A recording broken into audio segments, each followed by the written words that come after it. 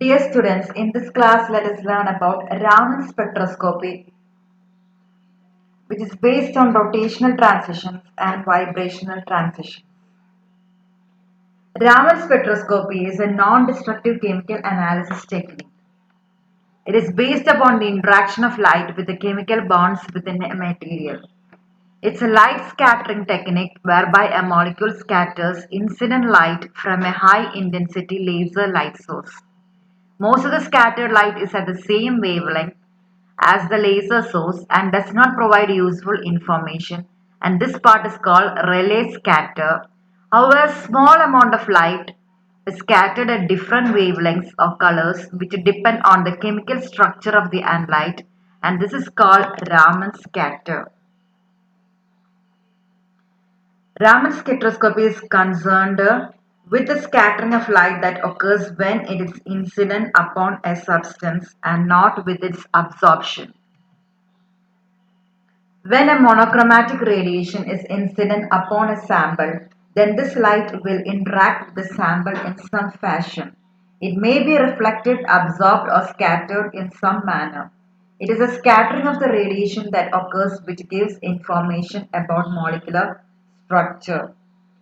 So Raman scattering is based on Raman effect is based on scattering, and the sample is irradiated with a coherent source, typically a laser. Most of the radiation is elastically scattered, called the Rayleigh scatter. A small portion is inelastically scattered, which is called Raman scatter, and is composed of stalks and anti-stalks portions or lines. This latter portion is what we are particularly interested in because it contains the information in which we are interested.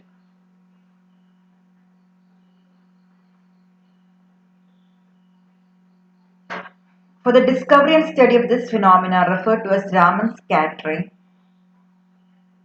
C.V. Raman, Sir C.V. Raman was awarded the 1931 Nobel Prize in Physics. The spectral method developed on the basis of this so-called Raman scattering or Raman effect is known as Raman spectroscopy. In the Raman experiment, a monochromatic beam of light is allowed to fall on the sample and observations are made with the help of a spectroscope on the scattered light at right angles to the incident beam.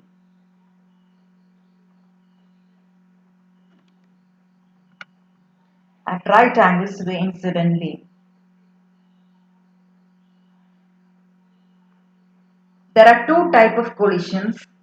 One is elastic collision and the other is inelastic collision. If the collision is elastic, there will be no net gain or loss of energy by the molecule. So the frequency of the scattered radiation and the incident radiation will be equal. And this is called a Rayleigh scattering. This type of scattering is called a Rayleigh scattering.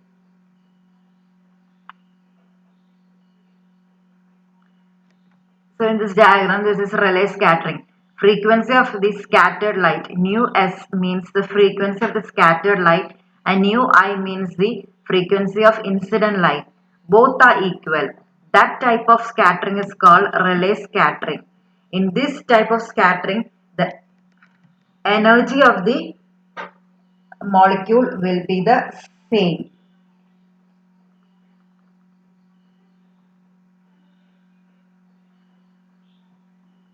The other collision is inelastic collision. If the collision is inelastic, there is an exchange of energy between the molecule and the incident radiation. In that case, nu S is not equal to nu I. And this type of scattering is called a Raman scattering. When the photon collides with a molecule and gives up some of its energy to the molecule, the emergent scattered radiation is less energetic and is known as Stokes line. In such a case, the frequency of the scattered radiation is less than the frequency of the incident radiation, so that a spectral line results at a lower frequency than mu I, and this is called a Stokes line. Since the molecule gains energy, delta E, or the change in energy before and after the collision, is positive. As you can see here, nu s is less than nu I. So this is a Stokes line. Stokes line, where the frequency of the scattered radiation is less than the frequency of the incident radiation. Now what about anti-Stokes line? When the irradiating photon takes up energy from a molecule in collision, the emergent scattered radiation is more energetic and is known as anti-Stokes lines. In such a case, the frequency of the scattered radiation is greater than frequency of the incident radiation, or nu s is greater than nu I, so that a spectral line results at a higher frequency than nu I, and this is called an anti-Stokes line. Since the molecule gains energy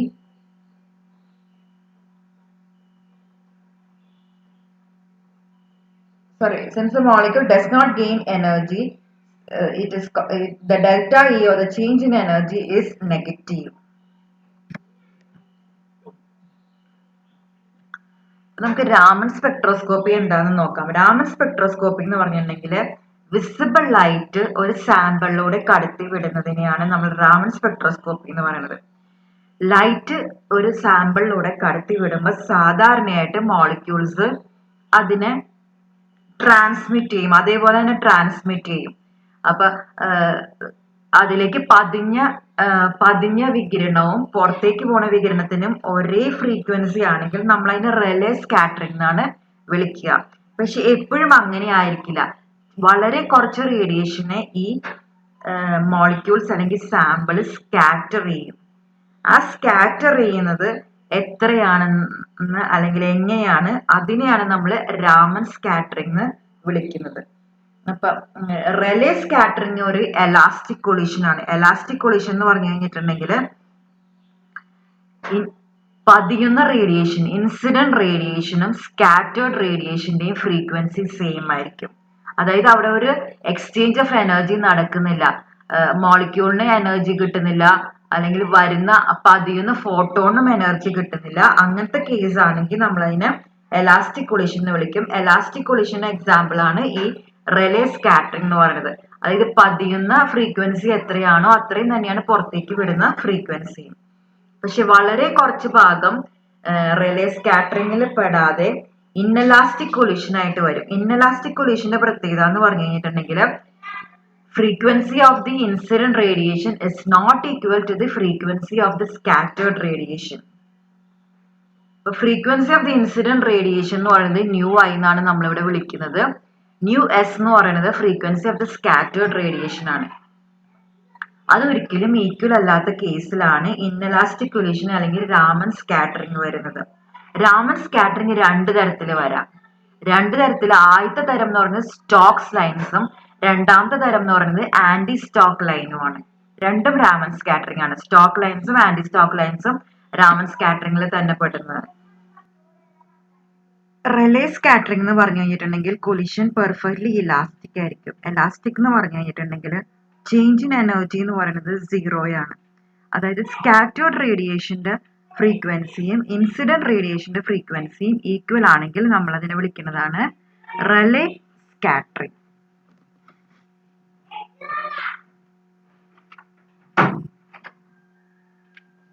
relay scattering പോലെ തന്നെയാണ് Raman scattering. പക്ഷെ രാമൻ സ്കാറ്ററിംഗിൽ ഒരിക്കലും ഫ്രീക്വൻസിയും change in എനർജിയും same ആയിരിക്കില്ല. അപ്പൊ രാമൻ സ്കാറ്ററിംഗിൽ scattered റേഡിയേഷന്റെ ഫ്രീക്വൻസി ഇൻസിഡന്റ് റേഡിയേഷന്റെ ഫ്രീക്വൻസിക്ക് തുല്യമായിരിക്കില്ല. അത് മാത്രമല്ല, energy of molecule before collision and after collision equal ആയിരിക്കില്ല.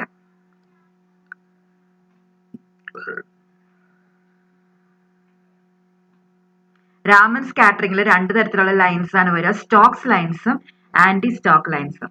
ആദ്യം സ്റ്റോക്ക് ലൈൻസ് എന്താന്ന് നോക്കാം. സ്റ്റോക്ക് ലൈൻസ് എന്ന് പറഞ്ഞു കഴിഞ്ഞിട്ടുണ്ടെങ്കിൽ frequency of the scattered radiation is less than the frequency of the incident radiation. അതായത് പുറത്തേക്ക് വരുന്ന റേഡിയേഷൻ എന്ന് പറയുന്നത് ഫ്രീക്വൻസി കുറവാണ് അത് ആ മോളിക്യൂളിലേക്ക് പതിഞ്ഞ റേഡിയേഷനേക്കാളും. അതിന്റെ അർത്ഥം മോളിക്യൂളിന്റെ എനർജി കിട്ടിയിട്ടുണ്ട്, അല്ലെങ്കിൽ മോളിക്യൂളിന്റെ എനർജി ഇൻക്രീസ് ചെയ്തിട്ടുണ്ടെന്നാണ്. അതായത് ചേഞ്ച് ഇൻ എനർജി പോസിറ്റീവ് ആയിരിക്കും ഈ കേസിൽ.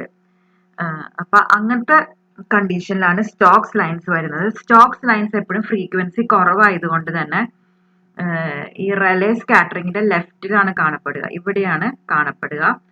അപ്പൊ nu s is less than nu i, അതാണ് കണ്ടീഷൻ.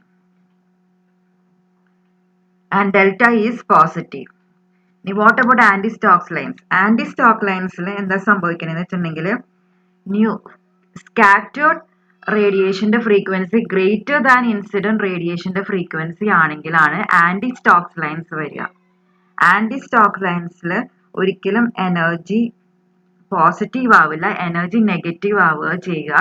കാരണം എന്താന്ന് വെച്ച് കഴിഞ്ഞിട്ടുണ്ടെങ്കിൽ റേഡിയേഷൻ ആണ് ഫ്രീക്വൻസി കൂടിയിരിക്കുന്നത്, അതുകൊണ്ട് മോളിക്യൂളിന് എനർജി ചെറുതായിട്ട് നഷ്ടപ്പെട്ടിട്ടുണ്ട്. അതുകൊണ്ടാണ് ഡെൽറ്റ ഇ നെഗറ്റീവ് ആയിട്ട് വരുന്നത്. അപ്പൊ അതുകൊണ്ട് തന്നെ ഫ്രീക്വൻസി സ്കാറ്റേർഡ് റേഡിയേഷന്റെ കൂടുതലായതുകൊണ്ട് തന്നെ ഇത് റൈറ്റ് സൈഡിലാണ് വരിക. ആന്റി സ്റ്റോക്ക് ലൈൻസ് റൈറ്റ് സൈഡിലാണ് വരിക. അപ്പൊ ആന്റി സ്റ്റോക്ക് ലൈൻസ് നിങ്ങൾക്ക് കാണാവുന്നതാണ്.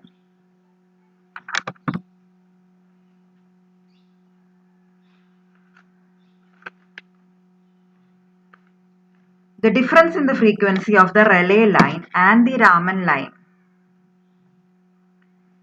that is delta nu equal to nu I minus nu s, is referred to as the Raman shift or Raman frequency shift. Raman shift is a characteristic of that substance and is independent of the frequency of the incident radiation. അപ്പൊ എത്ര shift വന്നു, ഇത് എത്ര അകലത്തിലാണ് ഈ shift വന്നിരിക്കുന്നതെന്ന് ഓരോ സബ്സ്റ്റൻസിനും different ആയിരിക്കും. അതനുസരിച്ച് നമുക്ക് അതിനെ സബ്സ്റ്റൻസിനെ ക്യാരക്ടറൈസ് ചെയ്യാൻ വേണ്ടി നമുക്ക് ഉപയോഗിക്കാവുന്നതാണ്. ഇത് രാമൻ ഷിഫ്റ്റ് എന്നാണ് വിളിക്കുന്നത്. Change in frequency delta nu equal to nu i minus nu S.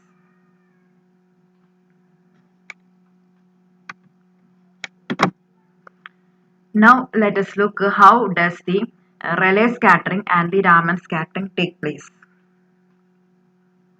in detail. When a molecule having energy E molecule interacts with a photon having frequency nu I, its energy increases by h nu I. The energy of the molecule is thus raised to any of the infinite number of values of virtual state between the ground electronic state and the first electronic state. The molecule eventually relaxes to one of the vibrational levels of the ground state, giving out a photon of frequency nu s and energy h nu s.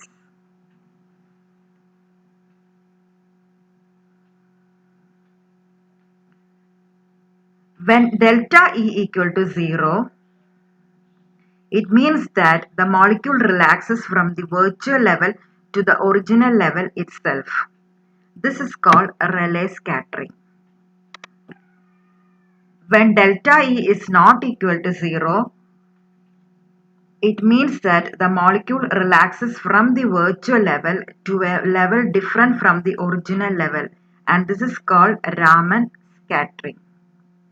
When delta is positive, so that the energy of the molecule after collision is greater than the energy of the molecule before collision, and the frequency of the scattered radiation is less than the frequency of the incident radiation, it means that the molecule relaxes from the virtual level to a level higher than the original level. This produces a Stokes line. When delta is negative, so that the energy of the molecule after collision is less than the energy of the molecule before collision, and the frequency of the scattered radiation is greater than the frequency of the incident radiation, it means that the molecule relaxes from the virtual level to a level lower than the original level. This produces an anti-Stokes line.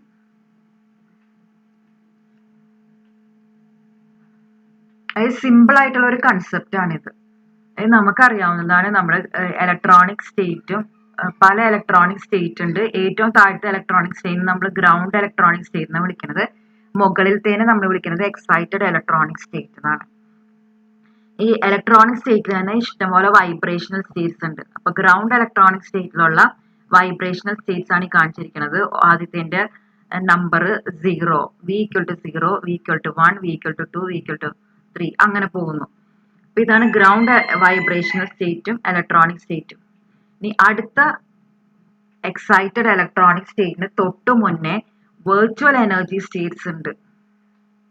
അപ്പൊ നമ്മള് visible light ആണ് കൊടുക്കുന്നത്. നമ്മൾ light supply ചെയ്യുമ്പോൾ molecule ഈ ഏറ്റവും താഴത്തെ vibrational ലെവലിൽ ഇരിക്കുന്ന മോളിക്യൂള് പെട്ടെന്ന് എനർജി കിട്ടിയിട്ട് മുകളിലത്തെ ഏതെങ്കിലും ഒരു വെർച്വൽ എനർജി സ്റ്റേറ്റിലേക്ക് ചാടി പോകും.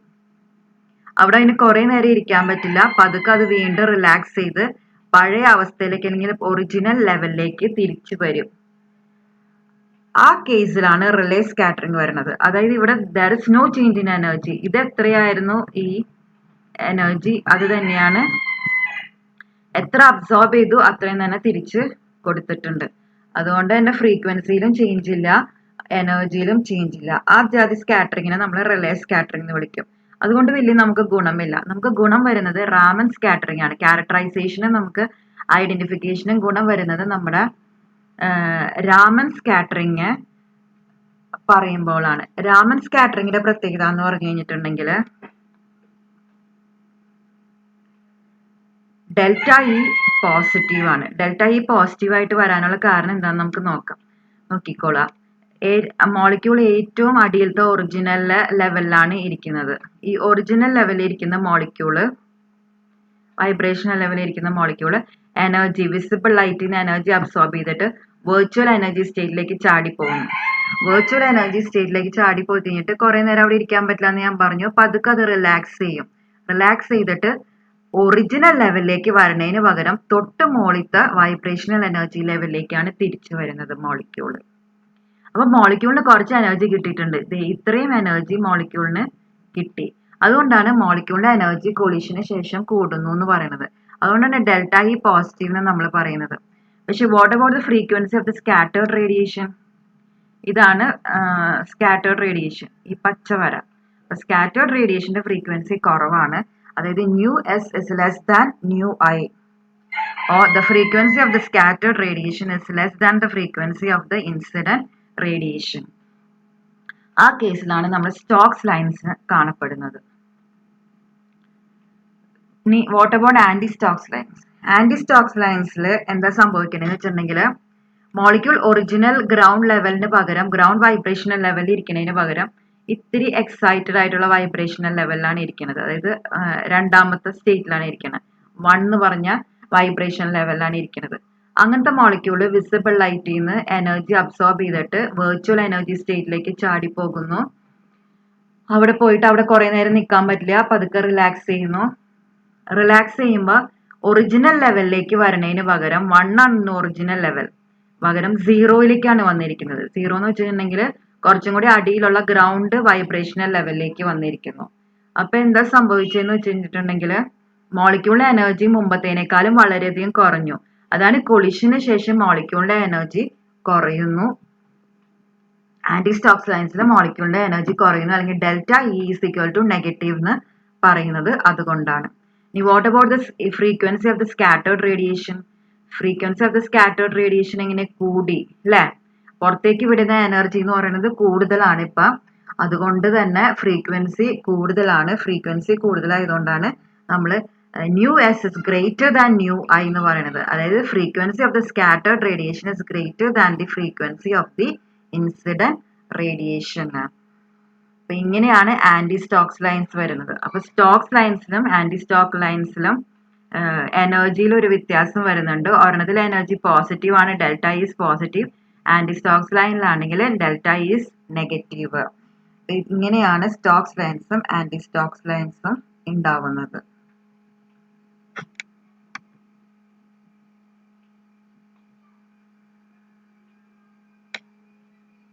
ഒന്നും കൂടി വളരെ രസകരമായിട്ട് ഈ ഡയഗ്രത്തിൽ കാണിച്ചിട്ടുണ്ട്. റിലേ ലൈനിൽ h0 ഇതാണ് ലൈറ്റിന്റെ ഫ്രീക്വൻസി, ലൈറ്റിന്റെ എനർജി എന്ന് പറയുന്നത്.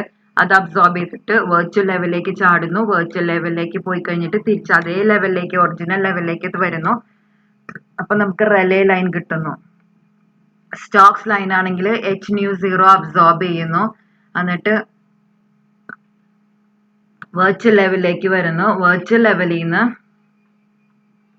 പതുക്കെ ഒറിജിനൽ ലെവലിലേക്ക് വരുന്നതിന് പകരം 1 എന്ന് പറഞ്ഞ വൈബ്രേഷൻ ലെവലിലേക്കാണ് ചാടി വരുന്നത്. അപ്പൊ അത്രയും എനർജി മോളിക്യൂളിന് കിട്ടി. അതുകൊണ്ട് മോളിക്യൂളിന്റെ എനർജി എന്ന് പറയുന്നത് കൂടിയിട്ടുണ്ട് കൊലിഷന് ശേഷം. ഈ ഫോട്ടോണുമായിട്ടുള്ള കൊലിഷന് ശേഷം കൂടി. ഈ ആന്റി സ്റ്റോക്സ് ലൈൻസ് എന്ന് പറഞ്ഞു കഴിഞ്ഞിട്ടുണ്ടെങ്കിൽ ഒറിജിനലി ഹയർ ലെവലിലാണ് മോളിക്യൂൾ ഇരിക്കുന്നത്. അത് h0 അബ്സോർബ് ചെയ്തിട്ട് വെർച്വൽ ലെവലിലേക്ക് പോകുന്നു.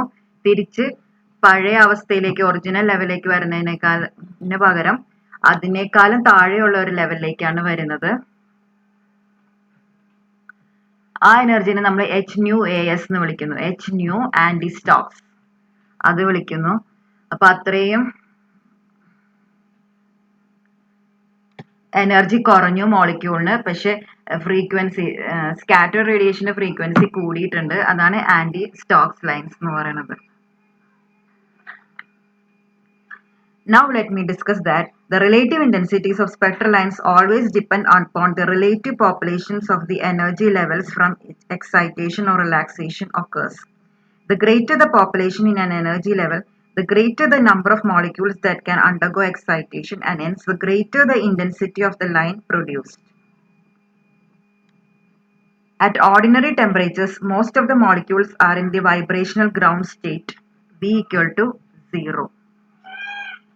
So excitation to a virtual level is more probable from this level than from any of the higher levels.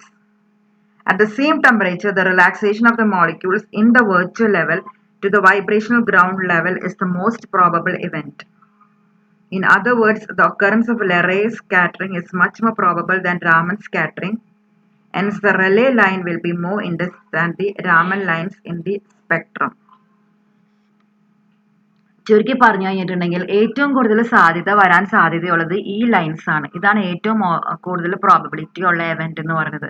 അതായത് എല്ലാവരും ഗ്രൗണ്ട് ലെവലിൽ ഇരിക്കുന്നു, ഗ്രൗണ്ട് ലൈൻ എക്സൈറ്റഡ് ലെവലിലേക്ക് പോകുന്നു, തിരിച്ച് പഴയ ഗ്രൗണ്ട് ലെവലിലേക്ക് വരാനുള്ള സാധ്യതയാണ് ഏറ്റവും കൂടുതൽ ഉള്ളത്. അതുകൊണ്ട് റിലേ ലൈൻസിന്റെ ഇന്റൻസിറ്റി ആയിരിക്കും രാമൻ ലൈൻസിനേക്കാളും കൂടുതൽ. സ്റ്റോക്സ് ലൈൻസിന്റെ ഇന്റൻസിറ്റി കുറവായിരിക്കും, ആന്റി സ്റ്റോക്ക് ലൈൻസിന്റെ ഇന്റൻസിറ്റിയും കുറവായിരിക്കും. ഏറ്റവും കൂടുതൽ ഇന്റൻസ് ആയിട്ടുള്ളത് റിലേ ലൈൻസ് ആയിരിക്കും. ഓക്കെ, റിലേ ലൈനിന്റെ അപ്പുറത്തും ഇപ്പുറത്തും ലെഫ്റ്റിലും റൈറ്റിലായിട്ടായിരിക്കും സ്റ്റോക്സ് ലൈൻസും ആന്റി സ്റ്റോക്ക് ലൈൻസും കാണുന്നത്. Okay, thank you.